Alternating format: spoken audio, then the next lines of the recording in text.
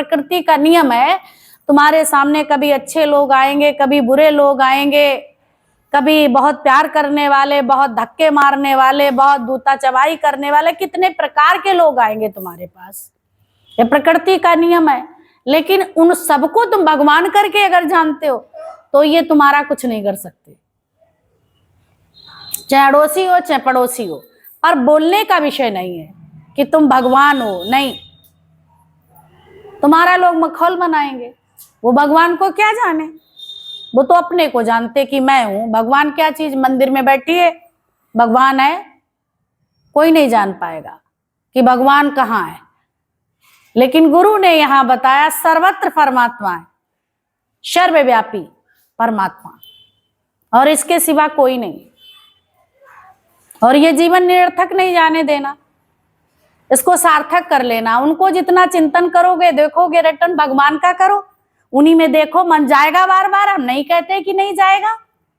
इस संसार में बैठे हो, इस संसार में बैठे हो, सुनो अच्छी तरह से, इस संसार में बैठे हो तो कई प्रकार की सिचुएशनें आएंगी। बस उनमें कहीं भी जाए, कचड़े में जाए तो भी भगवान देखो, इसमें भी उर्वरा शक्ति है। दुनिया में जाए उसमें भी देखो, तुमसे उल्टे चलने वाले में ध्यान जाए उनमें भी परमेश्वर देखो। परमेश्वर देखो, ये बात गुरु बताता, ईश्वर को देखो। कण कण में भगवान है, कण कण में बसा भगवान। जो कण कण में भगवान बसा उसको पहचानो। कुबुद्धि को उनके चेक करोगे, उल्टपटाई की बातों पे ध्यान दोगे, उनका ये कार्य करना है, तुम सीधा करके उठा लो। अपना हिसाब किताब है तो निपट रहा है, मन में सोचना है, पर वहां से हर हालत में मन हटा लेना। जो ज्यादा प्रीत करते उनमें भी दिल लग जाती है, जो ज्यादा बैर विरोध करते उनमें भी दिल लग जाती है। तो फिर मुक्ति कैसे पाएंगे? दोनों ही चीजें से अपने मन को हटाना है हर हाल में। सांसें कितनी बची हैं, इसी का मनन चिंतन करेंगे तो हमारा जीवन में ऐसे ही चला जाएगा मिथ्या जगत में, जैसे आए वैसे ही चले जाएंगे। कितना सुंदर बताया, पत्ता टूटा डाल से ले गई पवन उड़ाए, अब के बिछड़े कब मिलेंगे, हाँ दूर पड़े जो जाए। समझ गए? अब की बिछड़े कब मिलेंगे, पता नहीं कहाँ गिरे जाके। अभी आज हमें ब्रह्मज्ञानी जीता जागता मिला है, गुरु मिला है, सतगुरु मिला है, आज ही अपना कल्याण कर ले। पता नहीं अभी ये पत्ता जब टूट जाता है डाल से, पता नहीं कहाँ कहाँ जाए, कोई भरोसा है? उड़ जाएगा, अभी सार्थक कर लो, है ना। फिर पता नहीं हम दोबारा मिलेंगे या नहीं मिले। ऐसा मुझे सतगुरु मिलेगा, ब्रह्मज्ञानी गुरु मिलेगा, कोई भरोसा नहीं है। इसलिए निश्चय में लाना, आज ही मुझे पक्का करना है। हर व्यक्ति ये पक्की करके बैठे बात है ही सर्वत्र परमात्मा, है ही ईश्वर, उसके सिवा कोई नहीं है। हम लोगों को समझ नहीं आती थी, अब ये समझ दी है। ऐसा नहीं कि घर में नहीं आती, भाई शरीर है, ये शरीर धारण किया तो बातें आती हैं, और बातें आती दिखती भी हैं। आंखें ऐसे थोड़ी नहीं कि तुम मोड़ लो सब कुछ दिखेगा। अब ये देखता रहा क्या क्या। अब परमात्मा का भगवान से प्रेयर करो, प्रभु तुम ही हो इस रूप में, इस रूप में तुम हमें मजबूत करने आए हो, इस रूप में बस यही देखना, इसके सिवा तुम कुछ कर नहीं सकते। तुम्हें मजबूर नहीं ज्ञान बन के सुन के बनना है, और यहाँ ये मजबूती मिलती है। नहीं हो पाता तो अपने भगवान का भजन करते रहो, गुनगुनाते रहो, और बस अनदेखा करो। देखोगे तो भी दृश्य चलेगा मन में, है तो अनदेखा करते जाओ। तो संसार में अनदेखा करो, और देखना है तो परमात्मा को देखो। सर्वर सारे संसार में, सारी वर्ल्ड में संसार दिखाई पड़ रहा है, देखो, पर उसमें रहने वाली आसक्ति और विकार का त्याग करो। उनको नहीं देखो, नहीं विकारी दृष्टि तुम्हारी भी बन जाएगी। रोज तुम सफाई करेंगे, दूल्हे बोला कुंचर स्नान, हाथी स्नान करता है और फिर धूल में आके लोट पोट करके ऊपर धूल उड़ा लेता है। स्नान तो करके आया, लेकिन उसने क्या किया, धूल में लौट गया। और फिर ऊपर धूल डाल ली, उड़ेल ली, तो क्या हुआ? नहाना ना नहाना बराबर हो गया। ऐसे ही हम भी सत्संग में बैठ के, ये मन का स्नान होता है, वहां तन का स्नान है, इतनी समझ मिल जाती है। और मन का स्नान, अंदर में जो गंदगी है, बसी हुई है, मन में भरी हुई है, वो यहाँ निकालते हैं। यहाँ निकल जाती है तो अच्छी वस्तु भर जाती है। जिसके अंदर आए तो यहाँ निकाल लो, यहाँ धुल लो, है ना, यही धुलने की जगह है, वो निकल जाएगी तो सुंदर सी वस्तु, मन का स्नान हो जाएगा। प्रभु का नाम तुम्हारा मन में स्थान से मिल गया, है ही परमात्मा स्वरूप, ज्योत स्वरूप। मन तुम्हारा अमन हो गया, इसको चैन मिल गया, करार मिल गया। जब इसको चैन मिल गया तो फिर आनंद और शांति शांति है। बाहर है, बाहर भीतर, अंदर है तो बाहर भी है कि नहीं? अंदर शांति है तो बाहर भी समझ में आएगी, और अंदर नहीं है तो बाहर खूब शांति हो पर अंदर भीड़ है तो कैसे होगा? तो इसलिए यहाँ रोज हमें स्नान करना है। फिर स्नान करके हमको धूल नहीं पलटनी है। फिर सुबह शाम आओ, फिर अपने अंदर की सब सफाई कर जाओ, मन को फिर नहला दो। जो पूजन करते हैं सुबह भी स्नान करते हैं, शाम को भी कई लोग करते हैं कि नहीं? जब आरती हमको पूजा करना है, व्रत है, तुमने भी व्रत लिया है, तो यहाँ निष्ठा पूर्वक मन से तन मन धन अर्पण क्या लागे मेरा। तुम भी यहाँ आराम से बैठ के इस स्नान में जो है मस्त रहो। कौन है ये? शाही स्नान है। कौन सा स्नान है? शाही स्नान। अभी कुंभ में शाही स्नान होते थे, लेकिन ये भी एक शाही स्नान है जो डेली डेली आप करते हैं, सुबह शाम। कैसे? ब्रह्म मुहूर्त में भी ये कार्य होता है और संध्या कालीन भी होता है कि नहीं? शाम को भी होता है, पूजन होता है, तो महा स्नान करते हैं यहाँ पे। तो जब स्नान करते हैं तो मन में कभी गंद रह जाएगी, तुम्हारे लिए स्पेशल रूल्स होंगे। भगवान ने तुम्हारे लिए स्पेशल प्लेटफॉर्म बनाया कि नहीं? स्पेशल हैं तुम, भगवान के बंदे चुने हुए हैं, वो आए हैं यहाँ। सब तो नहीं आ पाते। कई लोग चलते चलते थक जाते हैं, रास्ते में चल जाते हैं और बैठ जाते हैं। तो इधर चल ले नौजवान, चलना तेरी शान। चलते रहो, ये तुम्हारी शान है, रुकना नहीं है तुम्हारा काम। चले हो तो चलते ही रहो, रुकना नहीं। आखिरी सांस तक ये तुम्हें पढ़ाया जाता है। लेकिन थोड़ा कुछ प्राप्त हो जाता है तो तुम बैठ जाते हो। आगे बढ़ो। कितने हीरे मोती जवाहरात हैं, कितना अच्छा बताया। एक व्यक्ति संत के पास गया और संत के पास बैठा, मुझे ज्ञान दे दो। बोला ठीक है। उन्होंने कहा बेटा, हम तुम्हें ये बात बताते, इतना कहना मान लोगे, पता चल जाएगा कि ये चारों दिशाएं हैं, चारों कोनों पे ये दिशाएं देखो। इस कोने पे जाना, इस कोने पे जाना, इस कोने पे जाना, इस कोने पे नहीं जाना, इस कोने पे नहीं जाना। जिस कोने पे रोका तो पहले उसने देखा, अरे बड़ा चंदन वृक्ष है, हीरे मोती जवाहरात की खाने सब मिलने लगी उसको। पहले में चांदी, दूसरे में गया सोना, तीसरे में हीरे मोती जवाहरात। उसने देखे कि गुरुजी बड़े चालाक हैं, है ना, बड़ी चालाकी करते हैं, हमसे छिपाते हैं। चौथे कोने में बहुत कुछ अच्छा छुपा होगा, तो इसलिए नहीं मुझे बताया, कहीं ये चोरी ना कर जाए। चला गया। तो एक माई चाकी पीस रही थी। जब चाकी पीसते हुए देखा तो बोला, माई तुम चाकी पीस रही हो, क्यों ये चाकी क्यों पीस रही हो? तो वो कहने लगी, बेटा ऐसे नहीं बताऊंगी, ऐसे नहीं बताऊंगी। नीचे उतर के आ, पहले इस डंडे को पकड़ो तब मैं बताऊं। बोला बूढ़ी माँ बुला रही है तो चले जाएं, और तब ये मुझे वो बात बताएगी, पूरी पोजीशन मालूम हो जाएगी। हर व्यक्ति को जानने की बहुत तितिक्षा है, हर कुछ जानना चाहता है, कहाँ क्या हो रहा है। तो जाके गया, चाकी का डंडा पकड़ा और माई उठी, बोला ठीक, अब मैं तो बेटा चली।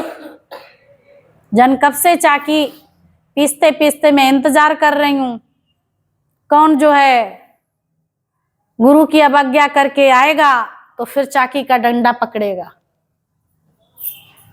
गुरु की अवज्ञा करके बोला तुम्हें बता दिया, वो निकल गई।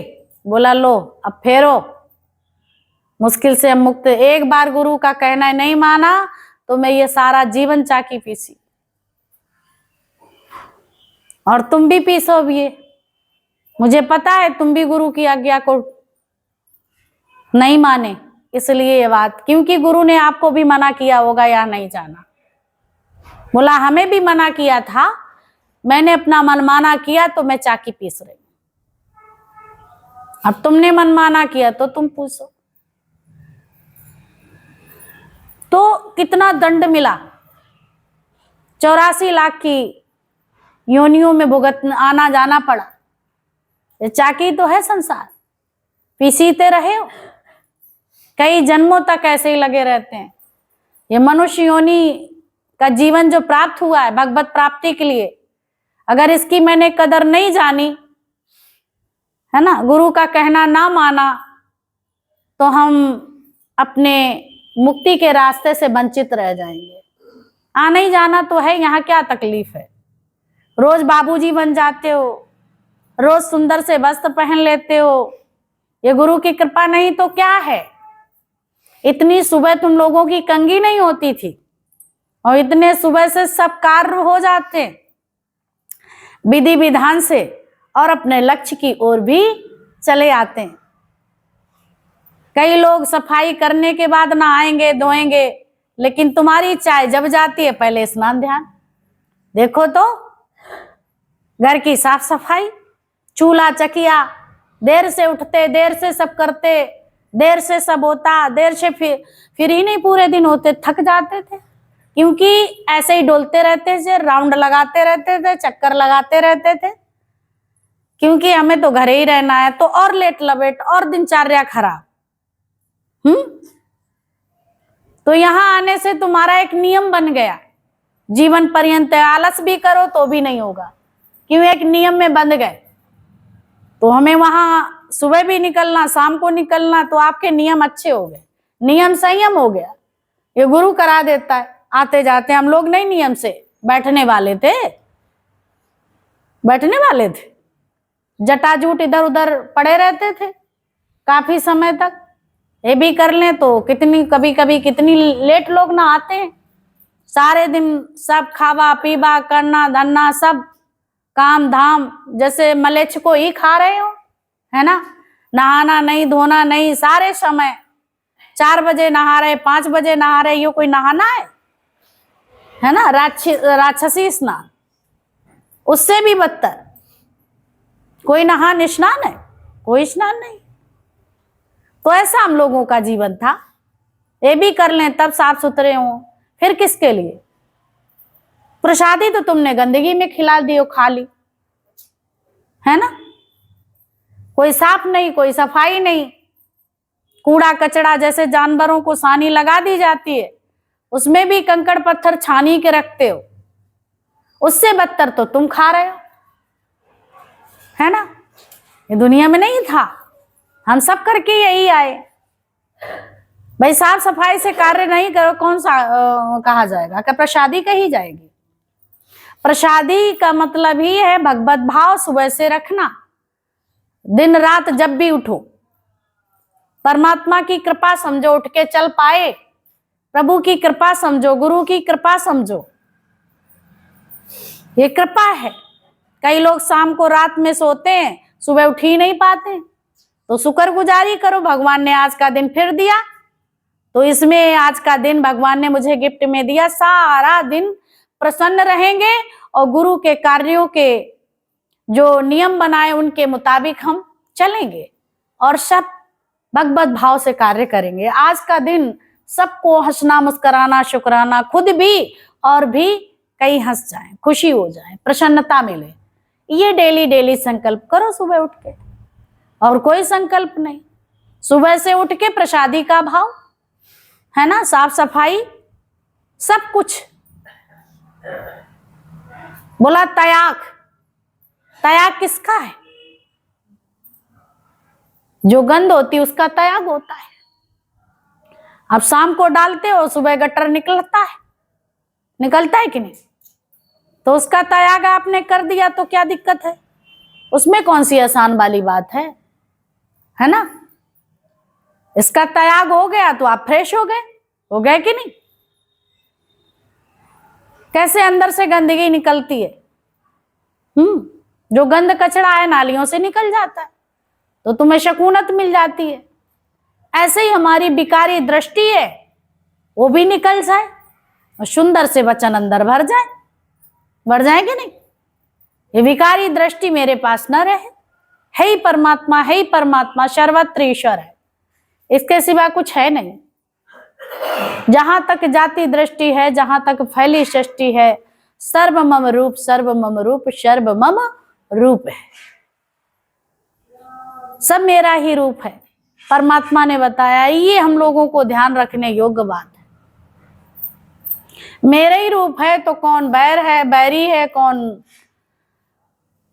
दोस्त, ना बेगाना, ना कोई दोस्त ना कोई बेगाना, है ही नहीं, है ही भगवान सर्वत्र। ये नजर रोज ही रोज से मिलती है। फिर चलते ही रहो, कभी नहीं कोशिश करो कि मेरा बुलावा, एक बार बुलावा आ गया उसको अच्छी तरह से जीवन भर उस बुलावे को निभाओ। याद रखो, कभी भी दोबारा हमको फोर्स ना करना पड़े, ऐसा ध्यान रखो। एक बार गुरु ने हम लोगों को फोर्स कर दिया, बस उसके इशारे से चलते रहे, है ना? जैसे विवेकानंद एक ही बार सुनने गया, फिर कभी भी उनके गुरु को कैसे परमहंस जी, रामकृष्ण परमहंस, तो फिर दोबारा नहीं कहना पड़ा। उनके अंदर में आती थी बात, पर ज्ञान विज्ञान उनके अंदर था और समझते भी थे। संसार की इतनी विद्या पढ़ने के बाद भी मुझे ये शांति नहीं मिली जो यहाँ आके मुझे मिली। कई बार आता था ये तो अनपढ़ गंवार है और मैं इसके पीछे पागल क्यों हूं, अंदर बात आती थी तो फिर रुकता था, मैं और पढ़ लूं, मैं और आगे निकल जाऊं, मैं अच्छी जॉब पा लूं। फिर आए उसके मन में, फिर कहे कि अरे ये सब पाके भी नहीं शांति मिल रही है, वहां शांति मुझे मिल जाती है। फिर वहां गया, ऐसे ही अंदर में चलता रहा। ज्ञान और अज्ञान दोनों ही थे, जिज्ञासा थी, चलते रहे। चलते कई बार मन में आई ये बात। फिर उन्होंने कहा अरे भाई मेरा घर परिवार है, ये सब चलाना और सब जो है ये करना है। तो बात इस तरह से बताते बताते गुरु की महिमा आगे बढ़ते जाओ। तो उन्होंने जब ये बात कही तो फिर उनके मन में आई, फिर उन्होंने कहा कि मैं इतना पढ़ने वाला अच्छा विद्यार्थी और आप कहाँ अनपढ़ गंवार और मेरे को पागल बनाए हुए हो, है ना, पढ़ने लिखने के लिए। मैं तो पढ़ूंगा, मैं सर्विस करूंगा, अपने घर का खर्चा चलाऊंगा, बहुत मन में आती थी बात। और यहाँ मुझे तुमने पागल कर दिया है। बोला कौन कहता, चले जाओ। रामकृष्ण परमहंस ने कहा भाई कौन कहता है, तुम ज्ञान सुनो, तुम जाओ ना, तुम चले जाओ। कह दिया, उन्होंने कहा कौन कहता, तुम जाइए यहाँ से, बिल्कुल छुट्टी। हमने तो कभी कहा नहीं कि आप ज्ञान सुनो। तो चला गया, जा रहा उधर, मन इधर रखा है। जा तो मैं कहाँ रहा, कहाँ जा रहा हूं। जब सच को जान गया तो दोबारा गया, फिर वापस आया। मां फिर चैन का, अगर सच को जान दो तो झूठ में दिल लगेगा। झूठ में दिल जब लगता है जब सच को हम अच्छी तरह से समझ नहीं पाते। जब हम सच को समझ गए फिर हमारा झूठ में दिल नहीं लगेगा।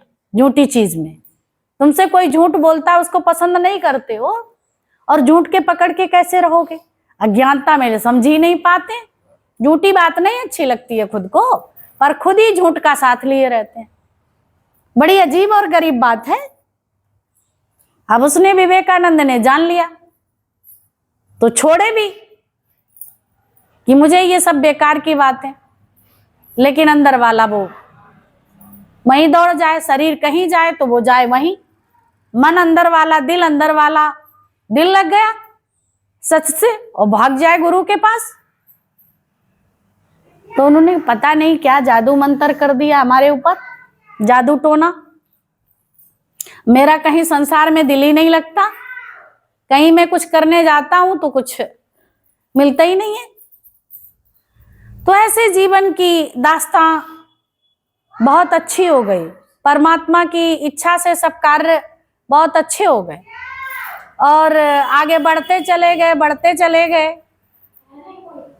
गुरु के कहने से निरंतर आगे बढ़ते चले गए।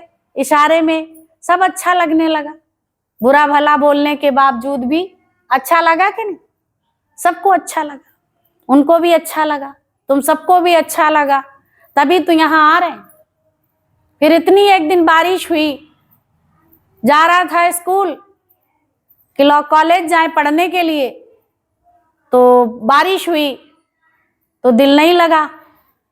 नदी बहुत बाढ़ में थी, सारी पुस्तकें अपने पेट में डाल ली इसमें, और ऊपर से बांध लिया, और बांध के तैर के नदी पार हो गया। जब नदी के पार तैर के पहुंच गया तो गुरु के पास जब गुरु ने देखा तो मुस्कराए कि पढ़ के आ गए क्या? तब इसमें बात आती, अगर प्रीत हो गई तो कैसी? नदियां चीर के आवांगे, अपना पीर बनावांगे।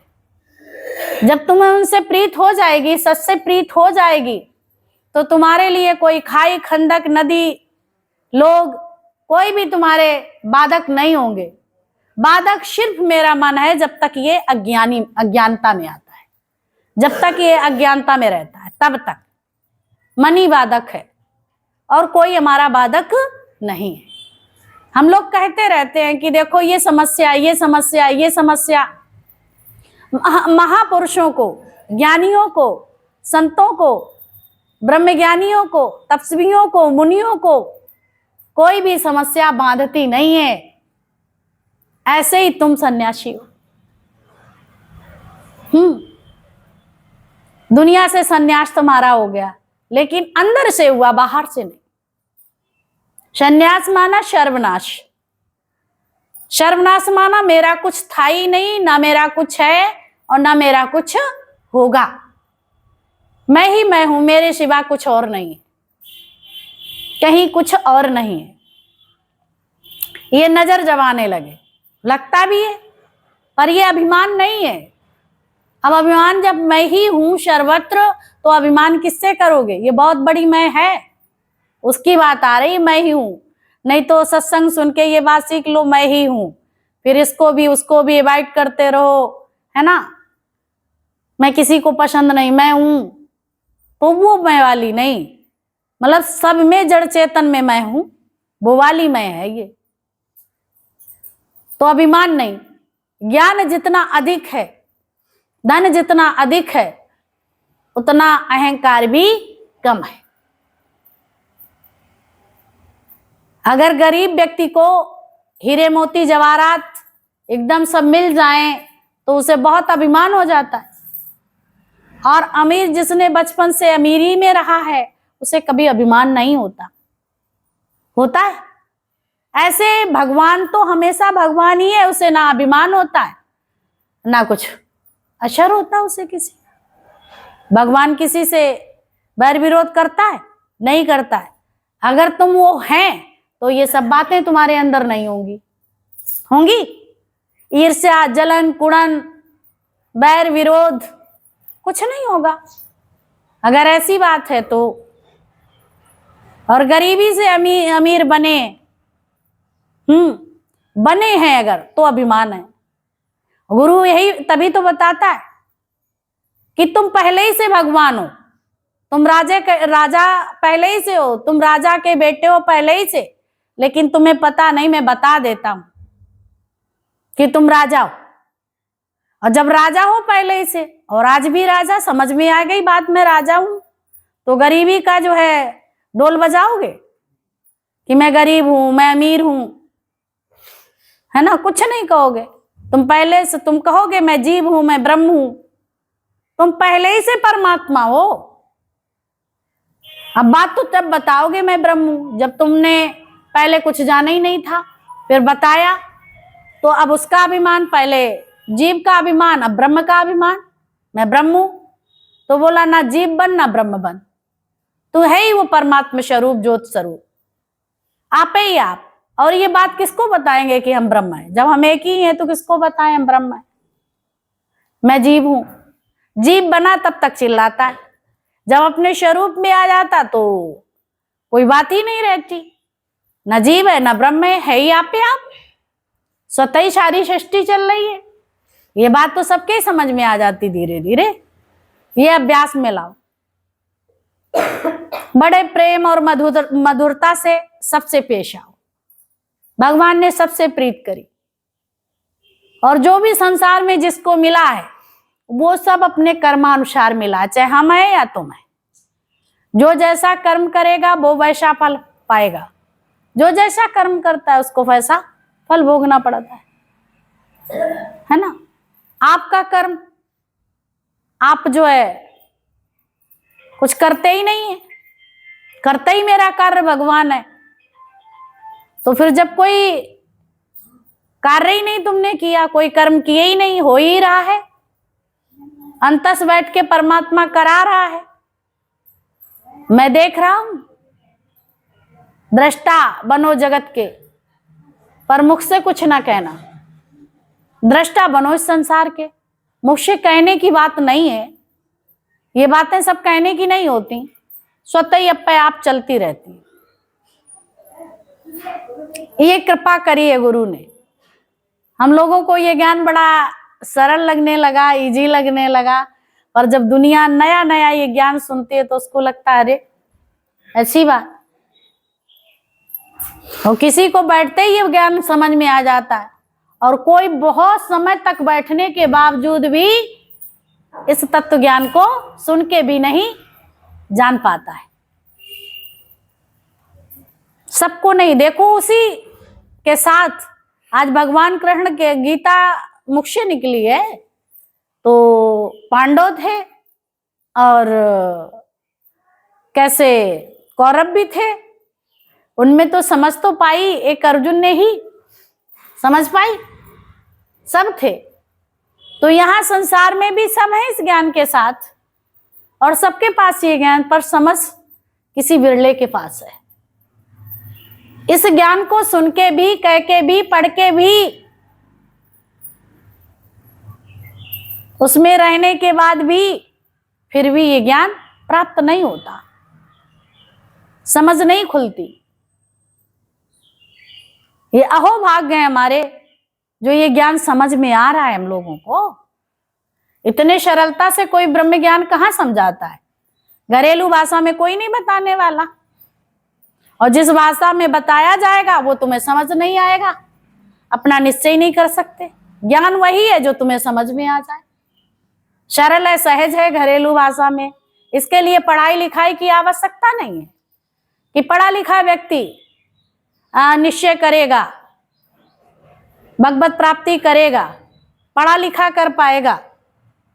गरीब अमीर, गरीब नहीं कर पाएगा, अमीर कर पाएगा, क्योंकि वो सौदा पैसे से नहीं तौला जाता, वो दिल से तौला जाता। जिसकी दिल से तौल खरी होगी उसी को ये प्राप्त होगा। ये दिल की सौदा है। जो दिल से इसको दिल में लगाता है उसी को ये प्राप्त होता है, अन्यथा तो नहीं।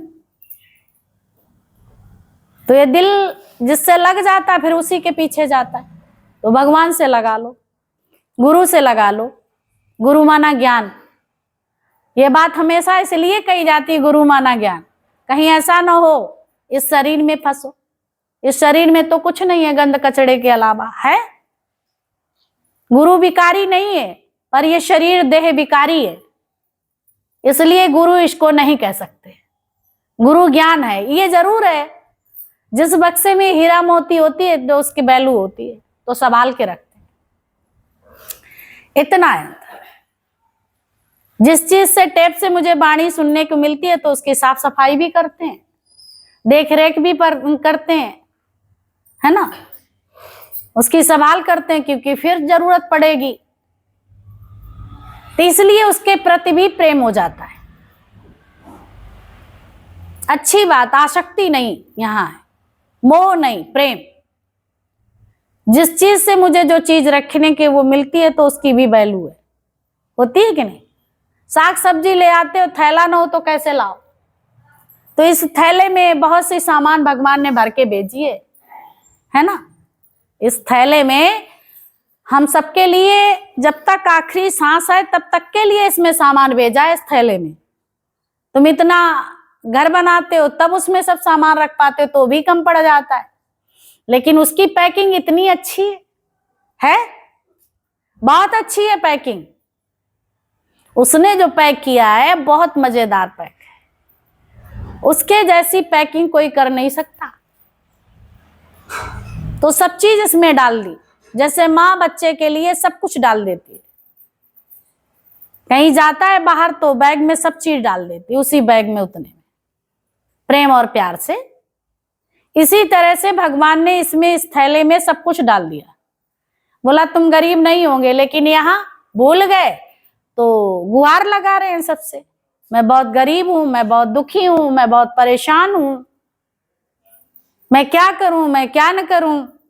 मुझे तो ऐसा लगता मैं मर जाऊं, मैं सुसाइड कर लूं, मैं फांसी लगा लूं, मैं नदी में कूद जाऊं, मैं दवाई खा लूं।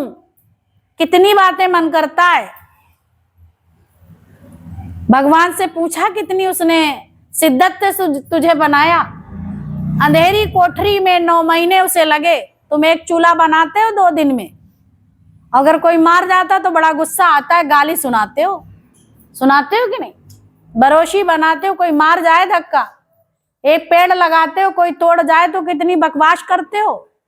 लेकिन ये तुम इसको क्या करते हैं, ये हमको समझ यहाँ देता है, डीपली समझाता है वो। किसी तरह से इसकी तुम वैल्यू कर लो। बस ये किस कार्य के लिए, सिर्फ भगवत प्राप्ति के लिए। इसके लिए बोला, संसार के कार्यों के लिए नहीं भगवान ने बोला था, इसके लिए। ये कर्म प्रधान है, ये कर्म प्रधान है। ये कैसे कर्म प्रदान हुआ, इसके द्वारा कर्म कौन सा करेंगे, भगवत प्राप्ति का। हम लोग का कर्म तो करना ही है, कर्म तो करना ही है, तो भगवत प्राप्ति के कर्म बताए। इससे क्या करें, भगवत प्राप्ति के लिए हर कर्म करना चाहिए, इसलिए तुम्हें ये गाड़ी दी है। फिर ये सब संसार के कार्य गौण हैं, फिर ये स्वतः ही होंगे। भाई ये शरीर अगर मिला है, इसको पहनाना भी है तो भी कार्य होगा, इसको खिलाना भी, इसको ट्रीटमेंट करना, ये सब होता है। तो ये बाहरी कार्य स्वतः ही इसके अकॉर्डिंग होते रहेंगे, वो भगवान करवाएगा। भूख लगेगी तो उसकी व्यवस्था करवाएगा। तो वो कौन सा वो हुआ अहंकार जिसमें मैं ये करता हूं वो करता हूं, है। बात समझ में आ गई हम सबके। कर्म सिर्फ हमको इसके लिए भगवत प्राप्ति के, उसके अकॉर्डिंग कर्म करना है। मेरा कर्म कैसा है, उसके कर्मों के अनुसार तुम्हें फल मिलता है। तुम इधर चल रहे, तुम्हें कौन सा फल में, आनंद और शांति रूपी फल तुम भी खाएंगे और कितनों को खिलाएंगे, तो बड़ा कर्म हुआ ना। भगवान ने क्या किया, भगवान श्री कृष्ण ने क्या किया, यही तो किया। अपने लिए नहीं जिए, मैं मेरे वालों के लिए नहीं जिए, लोक कल्याण के लिए चल दिए, अपने सुख के लिए नहीं चले। तो ऐसे ही ब्रह्म ज्ञानी भी, ऐसे ही ज्ञानी भी अपने लिए अपने सुखों की बलि देता है, अपने सुख शैया को त्याग करता है। फिर कितने को सुख सैया का जब त्याग किया, कितने को आनंद और शांति प्राप्त हुई, खुद को भी हुई। उसे दे के अच्छा लगता है। ऐसे तुम सबको देने ही में अच्छा लगेगा, लेने में नहीं। तब देवता बोले गए कि तुम सब देवता है। एक बार ब्रह्मा जी ने सभा लगाई और उस सभा में बोला देव और दैत्य दोनों ही बुलाए गए। और बुलाने पे अब उनकी परीक्षा ले रहे थे, कौन कितनी योग्यता है, किसको क्या दिया जाए पहचान के लिए। अब ब्रह्मा जी पिता हैं सबके, सृष्टि के, तो उन्होंने दोनों को बुलाया, निमंत्रण किया। देव दानव दोनों ही पक्ष गए वहां। बहुत अच्छे मेवा मिष्ठान 56 प्रकार का भोजन बना और परोसा गया और सबको एक एक को बारी बारी से बुला के हाथों में कमंची लगा दी, देवताओं के भी और दैत्यों के भी। अब दैत्यों को बहुत बुरा लगा कि देखो कितना अपमान किया, कितना तिरस्कार किया, निमंत्रण के लिए बुलाया और लोगों को लगा दिया, हाथों में कमंची बांस की लगा दी, बांध दिए गए दोनों हाथ, थालियां परोस दी गई, बैठने को भी बोल दिया, पंगत में बैठ गए, मनी मन चले खुरापात दैत्यों के अंदर। और देवों के भी हाथ में बांध दिया गया, भाई बराबर दोनों को, बेटे तो दोनों ही हमारे हैं, तो दोनों ही को बांधा गया, देवदानों को दोनों ही को बांधा गया। जब बांध दिया तो आमने सामने देवतागण बैठ गए कमंची लगा के, क्रम से 4 इधर बैठे तो 4 इधर बैठे, है ना। अब ये इधर उधर बैठे तो दानव, तो अब कमंची लगी है तो उन्हें युक्ति ना आए उठाए, सामने भी बैठे पर एक दूसरे का सहयोग करना तो सीखा नहीं होता। बर्बाद भले ही कर दें लेकिन मजाल का हित हो जाए, ना अपना करेंगे ना दूसरों का होने देंगे। विवेक ही नहीं था। जब विवेक नहीं था तो ऐसे उठाए, मुंह में तो जाए नहीं, पीछे गिरे जाके, बड़ा गंद कचड़ा हो गया। और उधर ब्रह्मा जी देख रहे हैं, इधर वाले वो भी। देवताओं ने क्या युक्ति सोची, ऐसा करो, अपनी अपनी थाली में सब रखा तो उनकी थाली से उठाएं तो उन्हीं को खिला दें। अब इधर से उठ ही नहीं सकता जो सामने, जब उधर से उठाएं तो उनको खिला दे। अब वो उधर वाला इधर का उठाए तो इधर से खिला दे। सभी ने पेट भर के खूब खाया, बड़ा एंजॉय किया, बहुत मौज करी, इतना सुंदर प्रसादी, बहुत अच्छा, इतने खुश, इतनी मौज में देवता लोग। और ये भूखे भी रहे, सब फैला भी दिया, ना खा पाया ना खिला पाया, है ना। जब उन्होंने खाया तो उनकी मौज निराली हो जे, तो जहां के ताही। ऐसे ही हम लोगों की हालत थी, ना खाएंगे ना खाने देंगे, ना चैन से रहेंगे ना रहने देंगे, सारा जीवन कलह कलेश में व्यतीत हो जाता है। फिर यहां से प्रस्थान कर देते हैं। आज कैसे देवता बनाया है परमात्मा ने, गुरु ने बड़ी मेहनत करी हम लोगों के साथ, बोला खाओ भी और खिलाओ भी, प्रेम करो भी और प्रेम सिखाओ भी, है ना। तो एक ने अगले को खिलाया, उसने उसको खिलाया। ऐसे तुम प्रेम का सौदा करते चलो, प्रेम प्यार बांटते चलो। कुछ लगता है इसमें भी पैसा पड़ता नहीं पड़ता, बस एक स्माइल करते जाओ, आगे बढ़ते जाओ। ये नहीं कहा कि अब वहीं तुम खड़े हो जाओ, क्योंकि तुम्हारे पास ज्ञान है, उसके पास वो चीज नहीं है, तो वो ज्ञान खजाना तुम खड़े हो गए, संसार की बात लेके उसमें हाँ हूं